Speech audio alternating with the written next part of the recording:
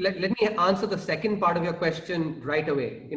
I believe it is my dharma to actually say what is economically right. And, my karma is directed by my dharma. And so I do not take into account, other considerations, because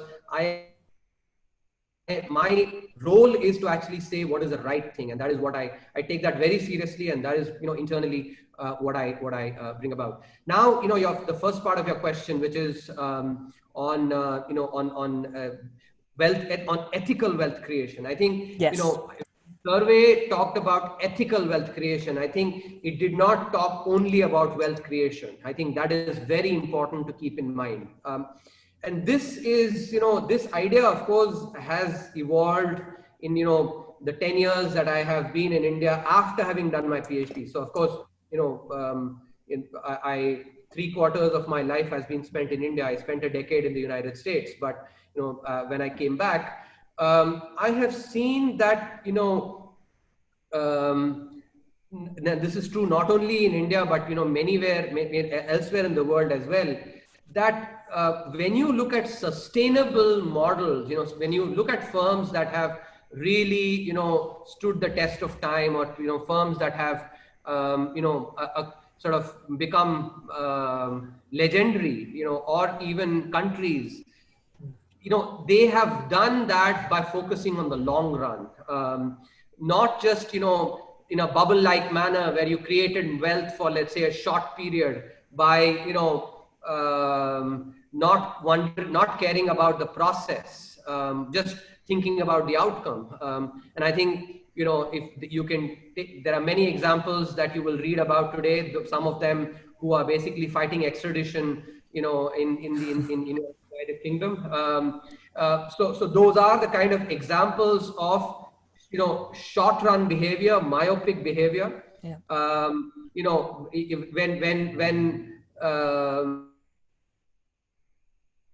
When the dust settles down, all of us gravitate towards people who have done the right thing, and that is something which companies have to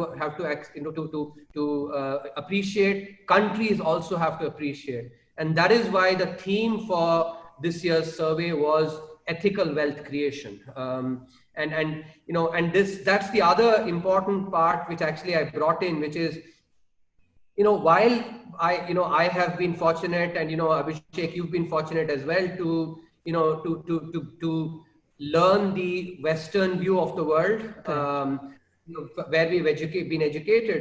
But it's also, we have to recognize that that India has had a very rich literature, on various aspects, including economics and Arthashastra, for instance. Yeah. Tirukkural in the south, which, they may not have been mathematical models there, but economic ideas were definitely advocated in our literature. And I look at literature as anything that is a printed word. It doesn't include only that stuff that has been written in the in the last 100 years or 150 years. It also includes stuff that has been written over the last 1,000 years. And so that's the perspective, so the Indian perspective is something we have to actually appreciate. That's part of our, of our culture, part of our ethos. And, it's something, George Madison actually showed in his work that for 3/4 of known economic history, India was the dominant economic power in the world, accounting for about 1/3, touching sometimes almost 40% of global GDP. And that happened because of the marriage of the invisible hand of markets, as Adam Smith, coined, together with the hand of trust. And that's the model that really enabled India to create wealth. And, in fact, if you look at our socialist, era about 50 years, that is ephemeral compared to the history of markets, trade, and combined with ethics. So that's the bigger idea that I also wanted to bring to to everybody, but especially the youngsters, to understand that it is not just that all the economic ideas have just been borrowed from the West. There were many ideas that were there. So this economic survey was basically, as many media outlets combined, old Indian wisdom combined with new economics. And that's the benefit of my training, which is basically the new economics thought for, but at the same time, my background and the upbringing that I've had, which is where the old Indian wisdom actually, comes from.